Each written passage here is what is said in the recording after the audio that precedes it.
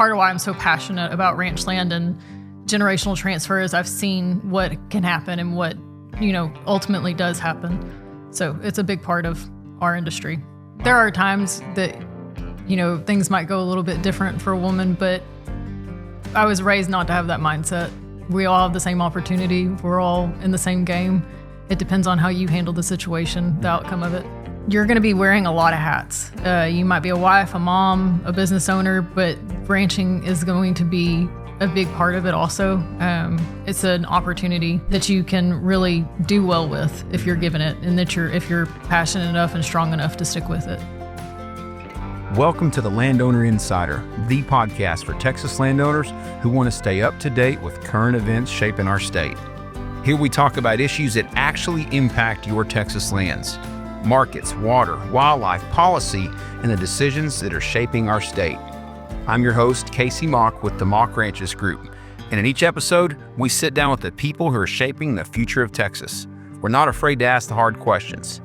This is the Landowner Insider Podcast, presented by the Mock Ranches Group.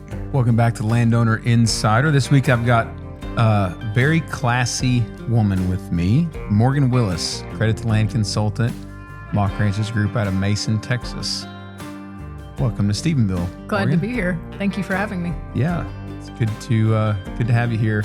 The girls got to hang out last night. The girls being our daughters. Yes. They were walking out to the truck last night to get one of their toothbrushes. I don't know which one. But, typical little girl fashion, they go in pairs, not by themselves, to the bathroom, to the truck to get a bag, whatever they're going to do, feed the horses, whatever.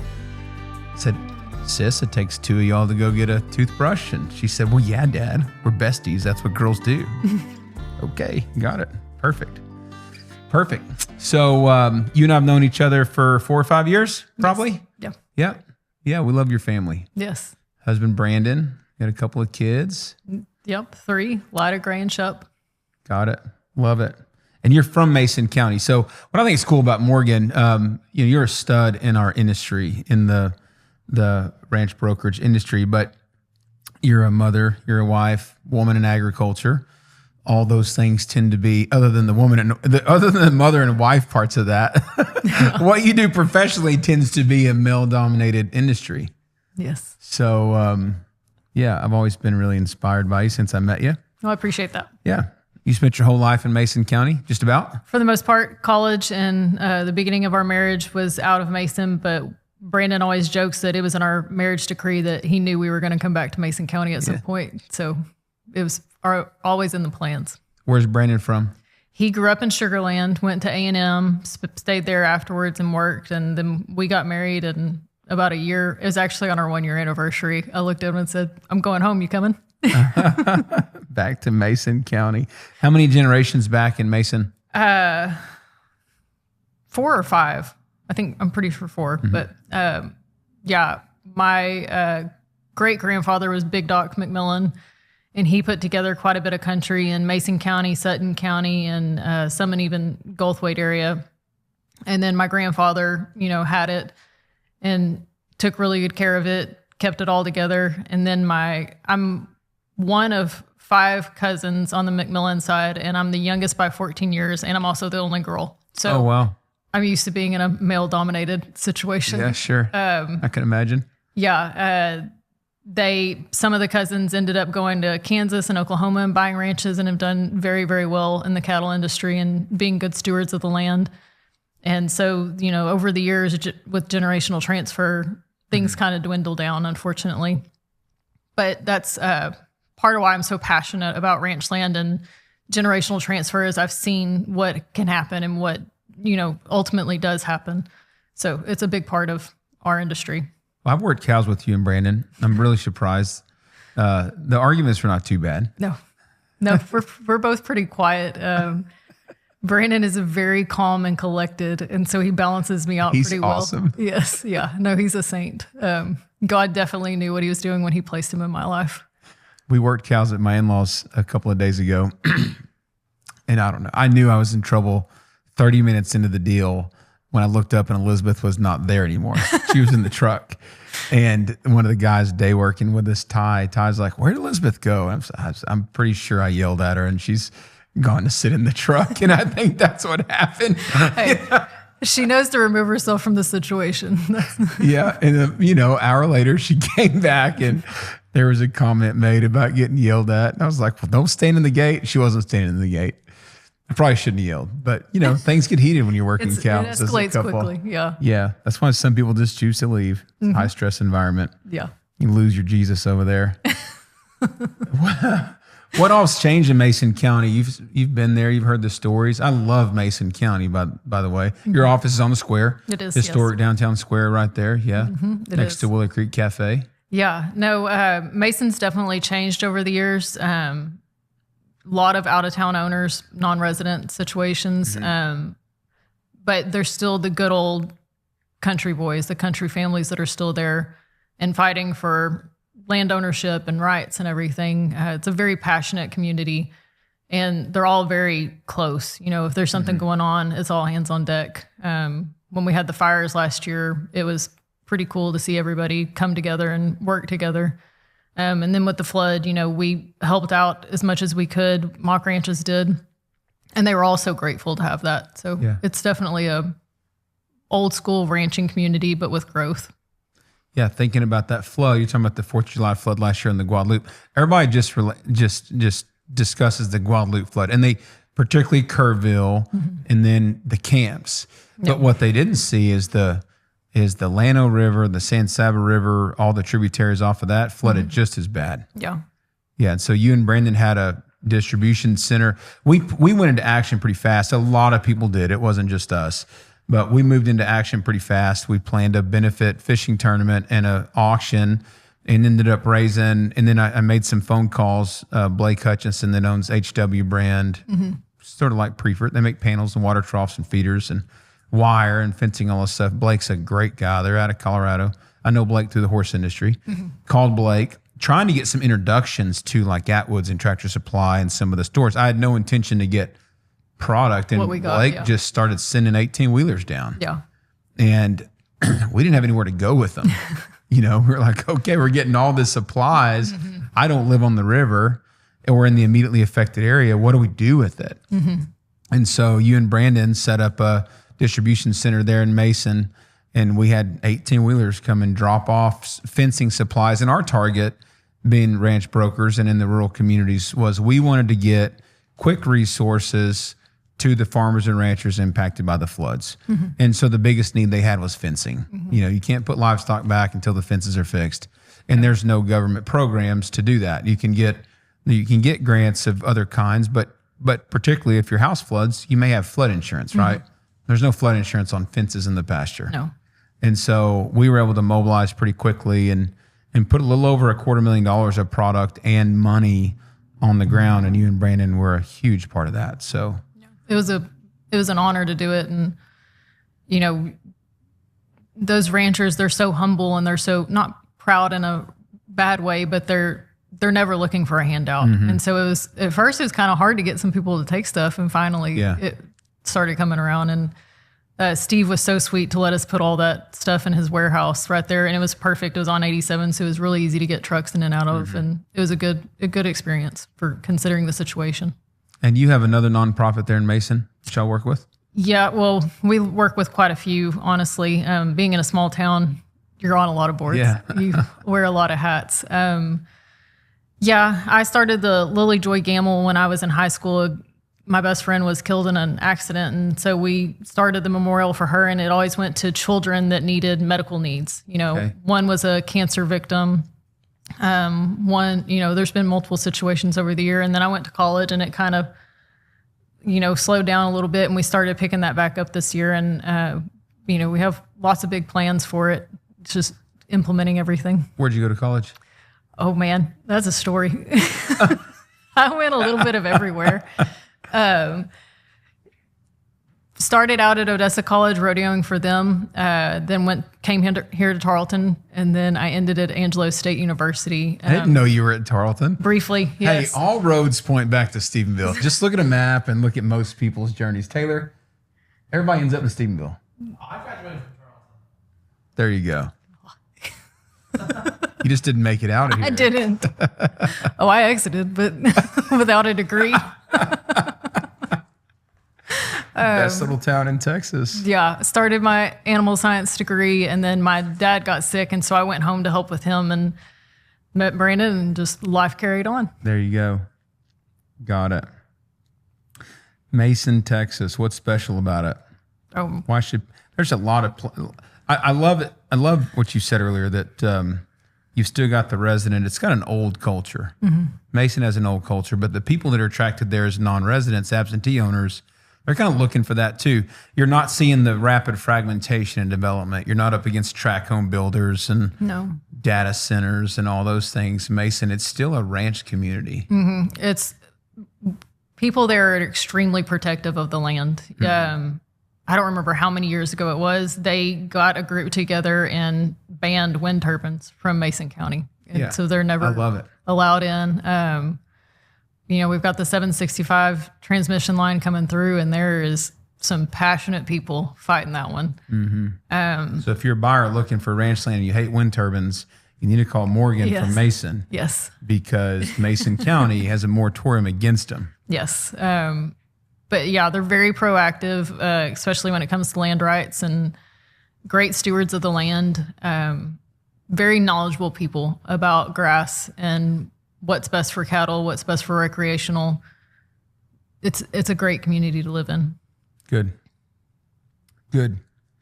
Well, ag, I know you and Brandon are very involved in agriculture. I don't know whose project that is more, yours or his. He loves it. The cows. Yeah. He actually, when he was in high school, he had an ag teacher that was a big influence in his life, and he owned a rodeo company also. Okay.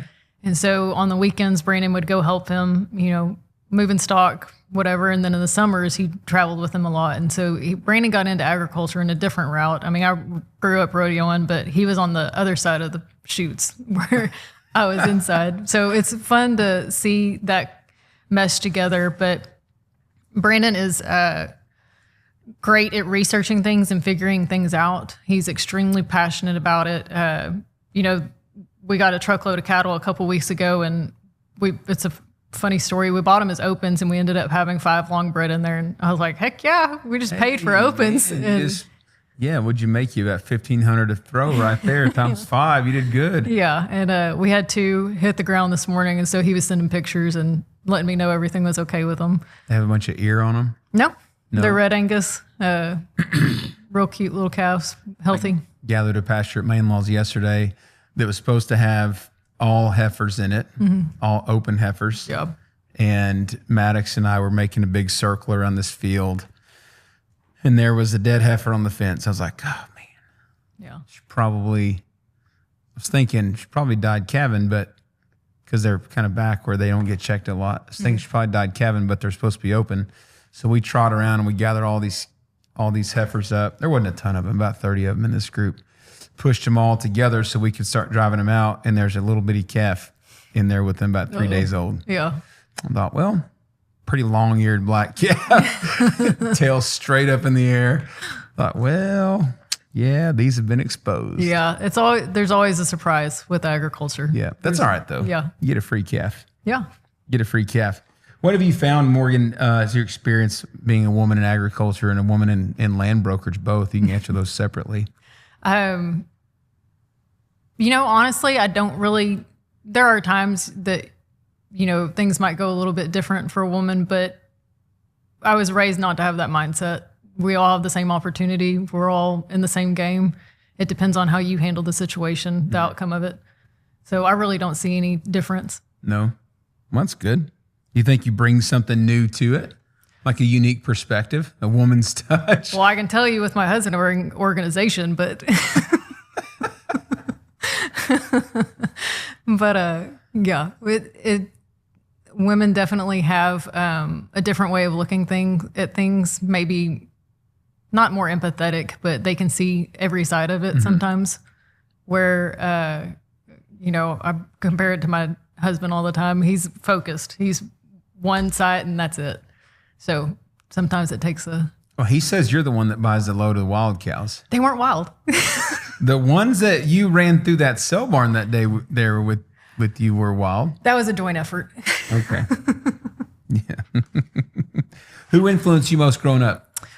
Oh, I had a lot of stay in the industry. Yeah, my grandfather was a big influence. He helped me buy my first set of cattle when I was in high school, and those are some of my favorite times. He was in his mid 80s at that point, probably, and obviously not able to pick up a calf or do anything like that. So we were trying to pin some calves, and he sent me out on horseback, and I roped in the pasture, and I was too small, scrawny to get it up on my horse, and it was too far for me to drag it. And so he had a Honda Pilot at the time, and I called him and said, "Hey, I got it." And he came. Car? Yeah. He drove a little Honda Pilot out there, and we loaded it in the back of the car, and he took it back to the pens. But those kind of memories are they stick with you. You know, there's something. Land isn't just land. It's not just dirt. There's an emotional attachment to it, and the things that happened on it, stick with you for a lifetime. Our kids learn a lot, I think, on the ranch. I was talking to Rusty Phillips, should have been 2-3 episodes ago, had Russ on, and we talked a lot about that, about the lessons that kids can learn about not only positive lessons, but also how to deal with adversity. Yep. There's pressures that you face on the ranch. There's a calf over there needs to be doctored, go do it. Well, I'm not big enough. Figure it out. It's got to be doctored. Go do it. Yeah. My son is 12, and this morning he mowed the grass. I wasn't there. You were. But apparently he did a good job. He mowed the grass. He cleaned stalls. He's over here fixing a water hose at the office. He's got to go back, and he's going to go tie cedar staves in the fence. He's 12, but he wants to buy a new 22. Yep. And I said, well, you want to buy a new 22? Go to work. So he asked me, Dad, what can I do for money? I'm like, look around. But there's always all something. sorts of opportunities. Yeah. Well, he wanted to know specifically what he could do to get paid because he knows he has chores. He was like, well, Dad, I want to make sure that if I'm working, I want a job I can get paid at. And he asked me, who's hiring around here anyways? Yeah. It's like, well, who's hiring a 12-year-old that can't get to work? Probably nobody. Legally. So I'm your only employer, son. And you've got a room to sleep in and a TV and a meal. What else do you want? But he wants to make some money. So I took him around the place and I showed him some projects. This fence needs to be fixed. We had a horse jump out of a pen and break some wire. I said, we got to stretch this wire.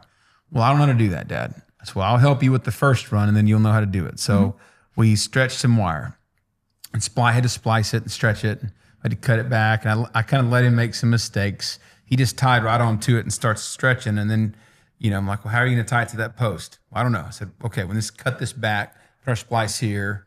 So we spliced some fence. And then I said, we need to tie all these cedar staves in here because the guy that built our fence didn't tie cedar staves in the H braces or in the H brace on either side of the gates. And I know why he didn't because the fence doesn't get loose there, but it's a break in the line of sight and I don't like it. So let's tie cedar staves here.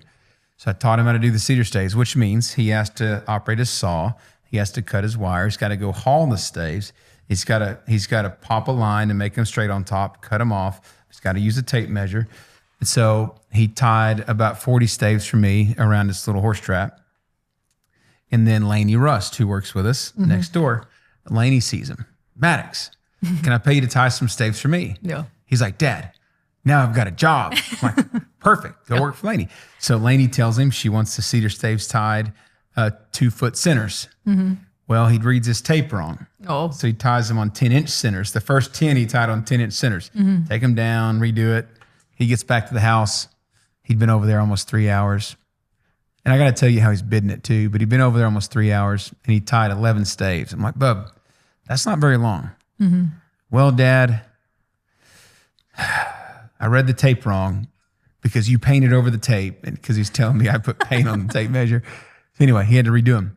But the funny thing is, he came to me first and he says, Dad, this is where these kids learn to think. They learn to be business people on the ranch.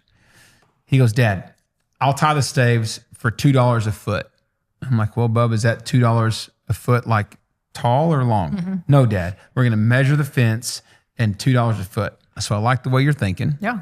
But the fence only cost me $5 a foot to build, and that includes all the wire and post and everything. Yeah. So $2 is probably a little much for a 12-year-old because you're going to be using all of my materials and all of my tools also. So he goes, okay. I said, how about $10 an hour? He goes, well, Dad, I want to be able to make more money if I get it done faster. So how about I tie him by the post. I said, perfect. I'll pay you $1 per stay. You can use all my tools. So he starts tying. And here directly he loses a tool. I'm like, well, Bub, you got to find that tool. Well, Dad, do you have another one? I said, no, that's not how that works. You've tied 25 stays, but you lost my chalk line. New chalk line at Ace Hardware. I got on my phone. New chalk line at Ace Hardware is $15. I said, Bub, you've got $30 in staves coming to you, but if you had to replace my chalk line, you owe me $15. He went and found the chalk line. Yeah, real quick. Real quick. So they learn a lot of those things. But then we talked about, I said, Bub, you worked for 3 hours and you tied 30 stays for me. So you're making, how much is that an hour? He said, $10 an hour. He said, Dad, I got to get a little faster to make more money. I said, I understand. What you might also do, Bub, is if you're going to prepare the job, you might charge a mobilization fee every day. Well, what's that? So, well, it costs you some time to go get your tools gathered up, put fuel in the four-wheeler or the Range or whatever you're using, and you've got saw blades that you're not factoring in. So you might charge a $10 mobilization fee to go get prepared, and then you start tying staves. Because if you worked 3 hours, you got 30 staves tied, but you could charge a mobilization fee. You made $40 in 3 hours, not 30. Oh, Dad, I like that. So that's why we love it. I mean, you talk about the lessons that the kids learn. Yeah. That's why we love it. Yeah, and the responsibility too. I was raised, you didn't eat before the horses did. They can't feed themselves. If they're in a pen, obviously if they're on grass, they're more sufficient. But I was definitely raised, the animals always come first. God gave them to us, and it's our job to take care of them. Yeah, for sure. Same here. We never could eat until we had to wake up in the morning early and go feed, come back for breakfast, get ourselves ready for school, go to school, come back, take care of the animals, all the things before we could eat. Yeah. Yeah. What do you think people are looking for in that rural lifestyle? Because most of our buyers today are absentees, non-residents, not all of them. Yeah, there's still some that are able to purchase ranch land that are there. I think a lot of them are looking for peace. There's something peaceful about a ranch when things are not going completely crazy or wrong. There's always the day-to-day things that happen that you have to take care of. But and just some ownership, something that's theirs that they can steward and take care of and make their own and be able to transfer down to the next generation, leave a legacy. I've heard you talk about traffic. Like, I think the traffic out here in front of our office on Graham Street is probably stressing you out. You've told me about traffic in Mason, which I can't imagine there's much of. But I think our clients experience that same thing. They leave Houston or Austin, San Antonio, DFW, even Midland, Odessa, because you will get some of that coming into Mason.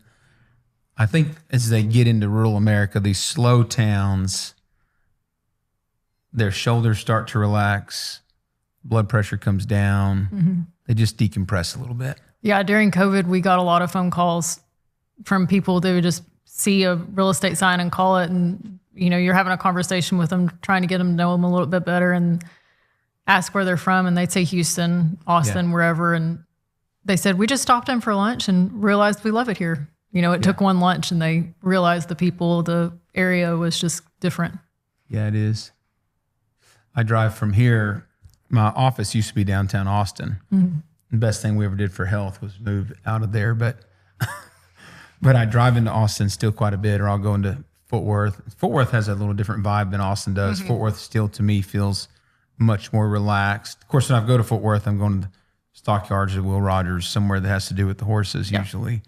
But when I go into Austin, it's all business. It's like you get south of Lampasas on 281 or 183 then, because 281 will turn and go towards San Antonio. So if you go 183 toward Lampasas and you get to like Seward Junction, it's like I find myself gripping the wheel harder, stressed out. I don't want to talk to anybody on the phone. The horns start honking from the other drivers, and people, just anxiety goes through the roof, it seems like. Sure. And there's people that love it. They thrive on it. And that energy. Yeah. When you grow up in Mason County, that's a little overwhelming. You can tell when it's 4th of July or a holiday or hunting season. Yeah. In Mason. Yeah, I agree with that. there's a lot affecting ranchers today and people in agriculture, things that they don't see. I just wrapped up an interview that'll come out. It'll actually come out before this one because of the urgency of it.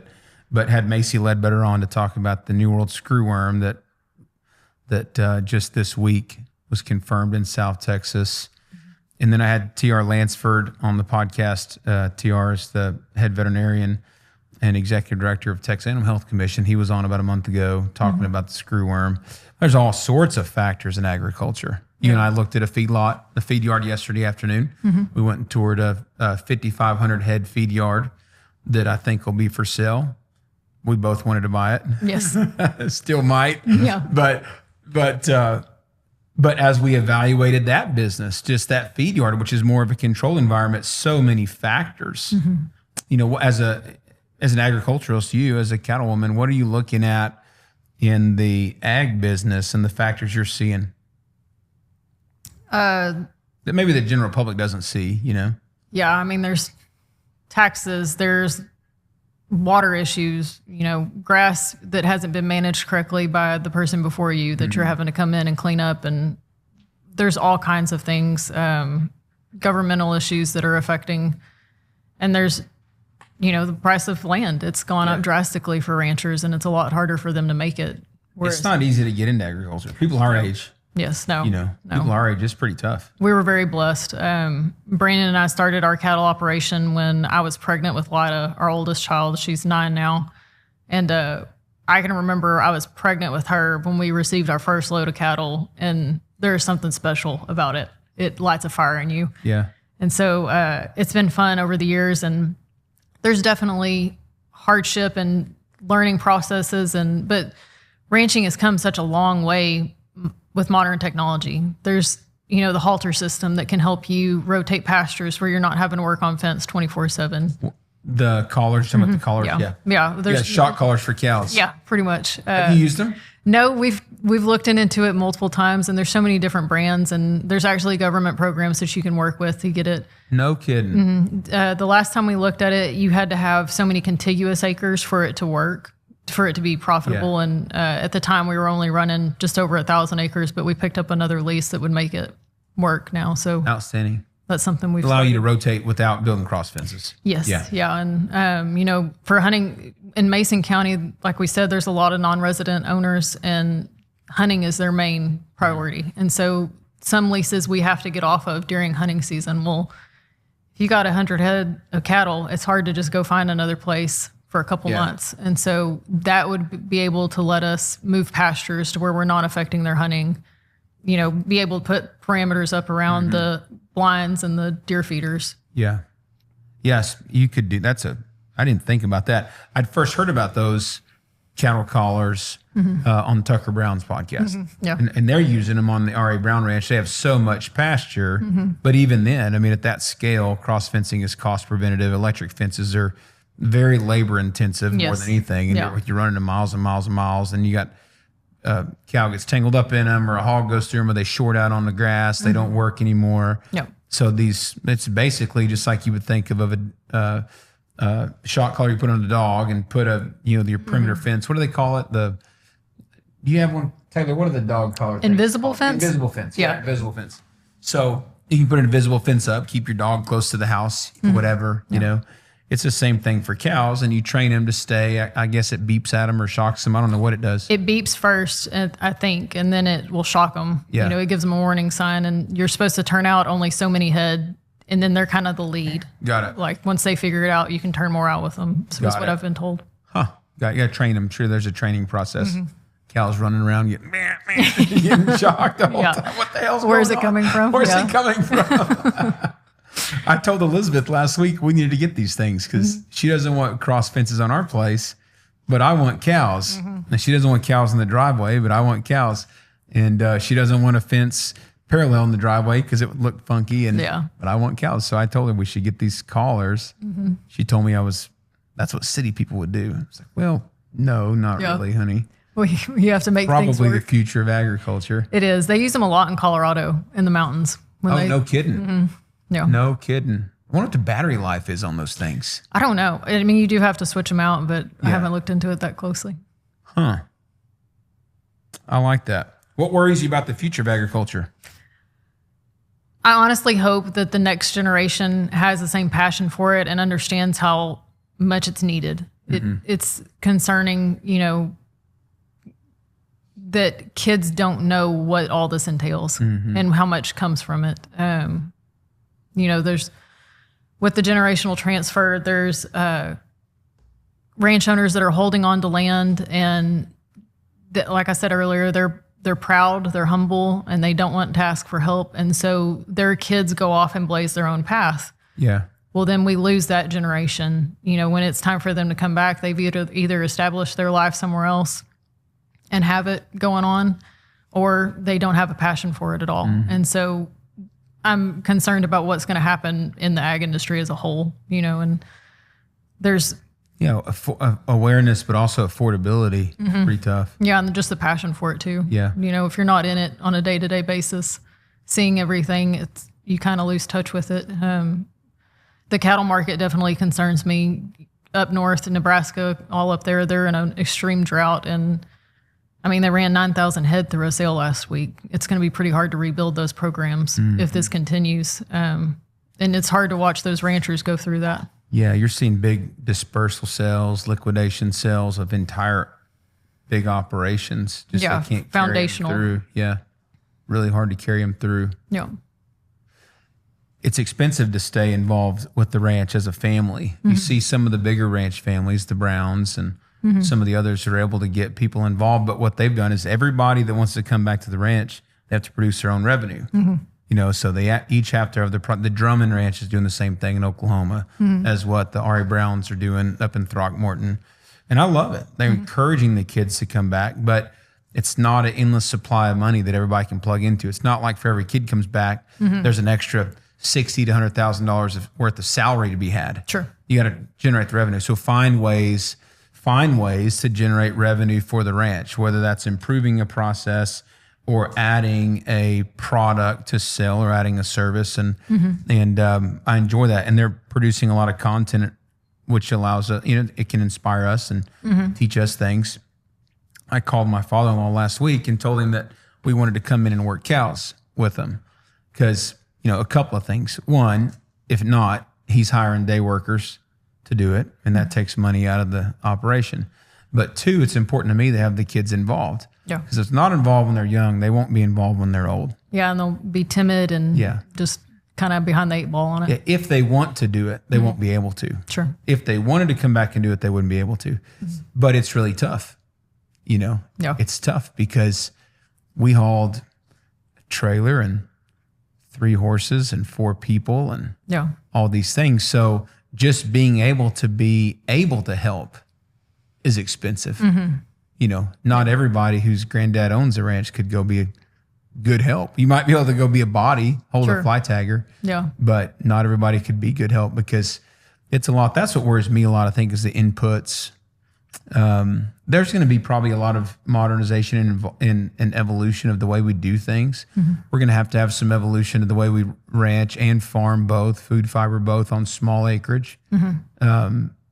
That's going to have to evolve, I think, just for affordability.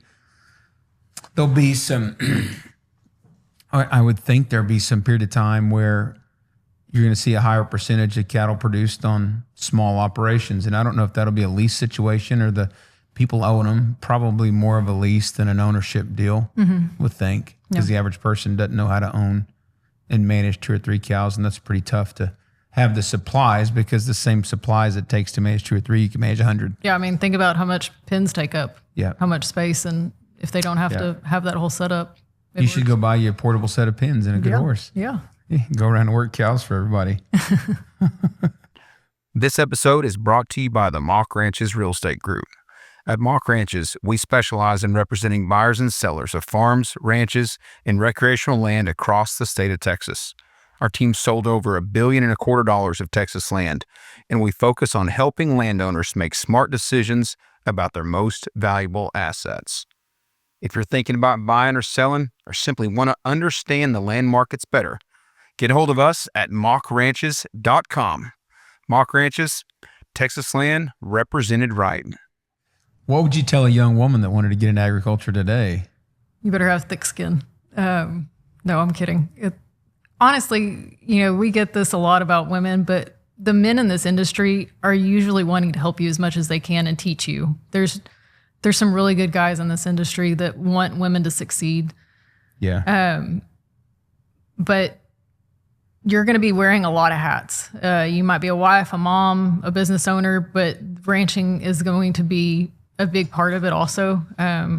It's an opportunity that you can really do well with if you're given it, and that if you're passionate enough and strong enough to stick with it. I think it speaks loudly when a woman can be really successful, because the truth is, men, I've got an awesome wife, Elizabeth. I've got the unfair advantage because I can go work and be on the road, and I don't have to pick kids up, and I don't have to do certain things because she takes care of home. And I see a lot of women in our industry that have to they want to go compete in business and be really good at business, but they also want to take care of their home. And so you have these one things, Yeah. And so I have a lot of respect. Yeah, But I think it gives you credibility too.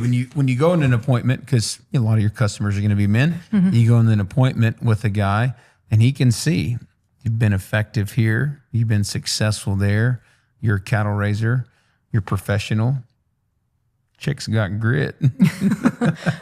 My dad always says it takes sheer guts and determination to make it work. So it's been instilled for a while. That's it. No, and you've got to have a good, like you said, Elizabeth, you've got to have a good partner. And my husband, he runs Farm Bureau offices in Mason, Menard, Kimball, and Edwards County. So he's covering some tracks too, but together we make it work. He's juggling kids, I'm juggling kids, and he's extremely supportive. So you do have to have a good partner backing you up. He's a very patient guy. He's very patient. You all just had an anniversary yesterday? Tuesday, yeah. Tuesday? Yeah. How many years? 14. Man, what a saint. He is. He is. What common mistakes do you see people? You've been in the business 5 years? No, longer than that. 6. 6 years. 6 years. Mistakes. What do you see? People not knowing minerals, water, what it entails to own land. People being the buyers, sellers, or the other brokers? Either all the above. All the above? Yeah. During COVID, there was a developer that came into Mason County. And for those of you who don't know, Mason's water is very, very good in some spots and non-existent in others. And so you have to be knowledgeable about that.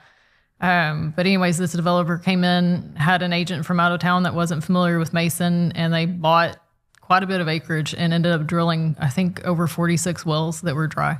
Whoa. So big mistakes can be made if you're not knowledgeable about the area. I think also a lot of people have they're short-sighted. They see right now on what they want to do, and they don't look at the long-term goal of let's be real. Most of the time, the land outlives us all. And so the decisions that you make can affect that for a long time. Mm-hmm. Yeah, you talked about the land outliving us all, and but there's also impacts of our management decisions way down the road. Mm-hmm. Good managers, the next generation benefits. Poor managers, the next generation has to pay for. Both in it certainly affects the value of the piece of property, but what it costs the next person to own it, what its productive capacity is, size of deer. I was looking it up. On average across the state, each piece of property. Now, this is not going to be in highly subdivided, fragmented areas, but this is probably true for somewhere like Mason, dating back to like the mid 1800s. Where you can find some chains of title. There's been average 4 to 8 owners of every piece of property from then until now. Mm-hmm. So, lots of decisions were made. A lot of decisions, yeah. A lot of decisions. If you get into highly fragmented areas, you're probably looking at 12 to 15. Mm-hmm. I was told back when I was doing mostly property tax management and doing lots of work there, this was around Hays County. It was 8 to 12 previous in the chain, and that's accelerated more recently. Yeah. People now are keeping them a lot shorter period of time. 5 years. Yeah, 5 years usually. You enjoy raising kids in Mason? I do. Everybody. And the nice thing is your kids can be out in town and you're going to get a report on what they've been doing. Did you ever get a report? Oh, yeah.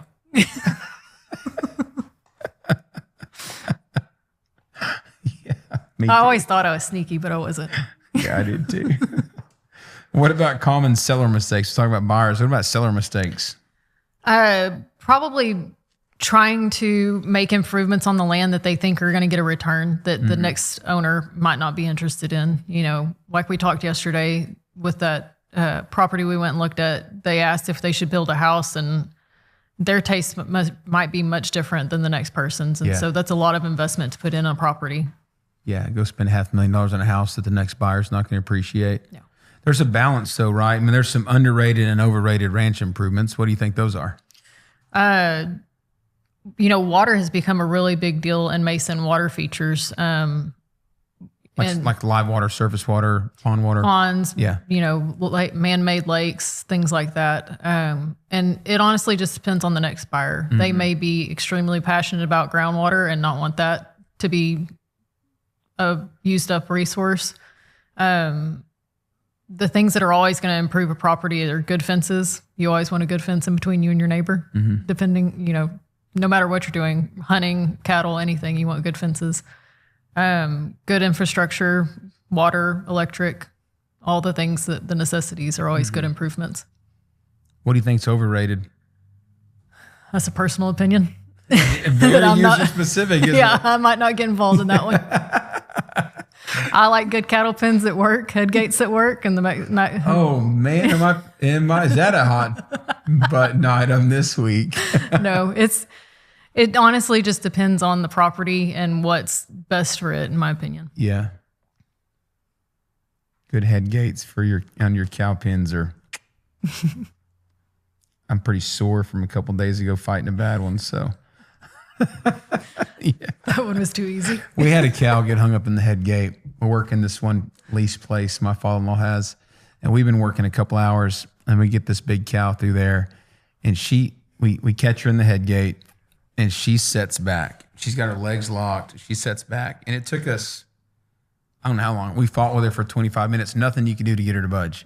She would not release the pressure, so we couldn't open the head gate. We even beat on the lever with a sledgehammer, thinking if we hit it hard enough, we'll get it to just inch up. But all we were doing is bending the lever. Yeah, you know, making it worse. So we got a horse. We had horses there because we had to gather them. And we got a horse, put a rope on her head, and had to pull her. She was big. She's bigger than a horse, so we couldn't pull her entirely. But we were able to get enough pressure off of that we could open the gates where she could back up. And she backed up all the way down the lead up. Yeah. All the way back into the tub. We had to run her out the back of the pen. She would not come back down it. Yeah. Yeah. Fun stuff. Well, you were I didn't bring this up earlier, but you were our top producer in 2025 for the whole team, the whole state. 25, you earned your accredited land consultant designation. You got that this February? March. In March, at the Rural Land Institute. It's pretty awesome. Yes. We looked that up earlier. There's 700 and Brandon Stevens and I looked it up earlier. 740, I think, accredited land consultants nationwide out of 1.2 million licensed realtors. So it's less than 1/10% of realtors have earned the designation of an accredited land consultant. Highest designation in our industry. Congratulations. Thank you. Were you proud of that? I am, yeah. It's something I'd been working on for a while, and it was an honor to be a part of that. Yeah. We were proud of you. We wanted to make shirts and have air horns, but I was afraid you wouldn't go get the award if we did that. I'm thinking about Morgan. She doesn't want the spotlight. So as a client, in all seriousness, I think the very best agents are the ones that don't try to be the hero. They want to be the guide in the process and let the client be the winner, let the client be the hero, and let the client be the one that gets the acknowledgement. And you very much take that role. You very much take that role of the guide, the knowledgeable guide, very level-headed, very classy, very level-headed, extremely honest.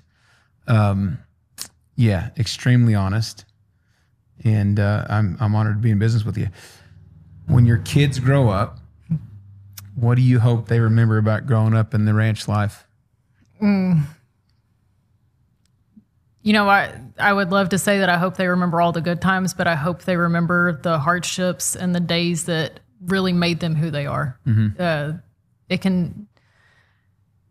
it makes really good people, in my opinion. And I hope that they can learn to use those situations and those memories to let themselves know that they can go further, that they're more capable than they think they are. And that it just teaches them good business. And honestly, you know, I look at ranching as a Christ-centered thing. A lot of ranchers are some of the best people that you're going to come across, and they treat other people the way they're supposed to be treated. They always help out when they can. And I just hope that my children can learn to be that person and to always put others before themselves. And you don't have to be the loudest one in the room. You don't have to be the flashiest. You just have to be a good human being and do whatever you can to help others. It'll come back to help you or benefit you in the end. I like that. Hopefully they also learn that a butt chewing is not the end of the day. Yeah, no, they get those a lot. A lot of kids this day, they get somebody raises their voice and they want to crawl in a hole. No, I've had a lot of butt chewings. None of them ever killed me. Yeah, no, our daughter is the oldest, Lada, and then we have Gray and Shep, and they are all boys. Boy mom is not for the faint of heart. Boy mom life is not for the faint of the heart. But we left church one day, and my middle child is extremely literal. Like he's a lot like me. And we were going to eat, and you know, they had their cowboy hats and their belts, and I said, if y'all act up in this restaurant, I'm going to take your own belt off and whip you with it in front of everybody. Yes, ma'am. And when we started getting out of the truck, and I glanced back, and the middle one was pulling his belt off and left it in the truck. And I was like, you little turkey. But yeah, no, it's always something with kids, and I do think they're very passionate about it. They're involved in the Commercial Heifer Project. That's cool. Yeah, it's grown so much. I mean, we've got That's kids. at the county show. So it used to just be the Hill Country Youth Commercial Heifer Show, but now it's kids from the Panhandle coming in. Oh, wow. It's grown drastically, and it's awesome to see all these kids that are actually still involved in agriculture, and it teaches them the business side of it too. And so they're seeing, you know, how many miles we drive to go check cattle. Mm-hmm. We take record of that. They have to turn in a record book with all their expenses, and so they see, you know, and when they go into that sale ring that day, they know what they have to make or what it has to sell for them to make a profit. And so last year was my daughter and my son. It was my middle son's first year to do it, and he was serious, and he whipped his sister. I like it. Yeah. They might fall out of love with agriculture if they start looking at the real cost. Hey, right now it's okay, but Right now it's good. Yeah. who knows how long this will hold. Market's up or down in Mason? It's I read that it's kind of fallen back. I'm honestly really curious to see what's about to happen with the screwworm. If it's going to flood the market, if a lot of these older generations are just going to sell out while the prices are high, and they can make a lot of money right now if they were to sell out and just retire. But Sell out of their cattle? Mm-hmm. Yeah. Yeah, but you know. What about the land market? Is it up or down? Land market is stabilizing. Yeah. You know, during COVID, things got pretty escalated. Things were flying left and right. Mm-hmm. Buyers are becoming a lot more cautious. I do think that they are accepting interest rates are what they are. If they want to purchase a property, it's probably time to go ahead and do it, because who knows what could happen in the future. Sure. It's honestly based on what their goals are. You know, people ask all the time, is it a good time to sell? Is it a good time to buy? And I have to help them understand that this is based on what your goals are and what your timeline is. You got any properties you're real excited about right now? Man, I've got 100 acres in Fredonia that has massive groundwater on it. That is a good buy. Does it have old irrigation pivots on it? No, it doesn't. No. It has 200 gallon per minute wells and 175 gallon per minute well. Fredonia was old peanut country. Mm-hmm. Yeah. A lot of Mason was. Pretty sandy. Yeah. Just like north of here at DeLeon or west here at DeLeon and stuff. Mm-hmm. Yeah. You got some good stuff for sale, Morgan. Thanks for coming. How can people find you? Just finding me on Facebook or our website at mockranches.com. On the square in Mason, Texas? Yeah, on the Office is square. open every day? Sure. Yeah. Thanks for coming. Real proud of you. Thank you. Yeah. If y'all need help anywhere in the Hill Country, not just Mason County, but anywhere in that Hill Country, Fredericksburg, over to the Western Edwards Plateau, Mason area, up to Menard, Brady, Where else? Fredericksburg, Yeah. Harper, Kerrville, Junction. Morgan from Mason, she's your gal. Thanks for coming in. Thank you. Bye, everybody. That wraps us up. I appreciate you listening to The Landowner Insider. If you found this episode helpful, be sure to follow the show, leave us a review, and share it with another Texas landowner.